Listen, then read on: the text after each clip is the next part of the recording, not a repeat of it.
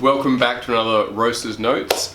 Today you're just with me, Adam. I don't have anyone to taste with today, so we'll just have to go off my notes. Today's coffee that we'll be tasting was the bag you just saw. It is from Juan Carlos Diaz. The farm is called El Naranjal. I hope I pronounced that correctly. Spanish for the orange.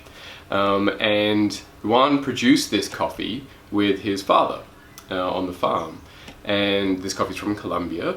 It is from the Tolima region. I have to say it's one of the nicest Colombian coffees I've ever had. So I actually probably wouldn't guess that this was a Colombian coffee right off the bat. When I know it's a Colombian, then I can taste the kind of Colombian aspects of this coffee, like the brown sugar. There's a lot of brown sugar in there, and there's some berry flavors as well. Today I'm getting a lot of raspberry out of this coffee, but then I think on the tasting notes I put blackberry maybe, but you know, so it's a berry. Today it's a brighter, redder berry. But then for me, a lot of the time with Colombian coffees, they have this brown sugar kind of berries, and then this kind of spicy quality. I never guess like a specific spice. It's just kind of generally spicy for me. This coffee, it doesn't have that kind of spiciness that I usually get from Colombian coffees. Instead, it has that brown sugar, although it's almost leaning more towards a white sugar, like it's really bright, and it doesn't have that kind of those deeper, darker, browner flavors that you can sometimes get in Colombian coffees. Instead, that's replaced with this intense tropical fruit quality. So, I mean, like the first thing I get off the nose, I've got about this a funny way, but the first thing I get off the nose is guava. Or kind of replace guava, if you're not that familiar with it, with another kind of tropical fruit. Pineapple would be a really, it's not quite pineapple for me, it's definitely guava for me, but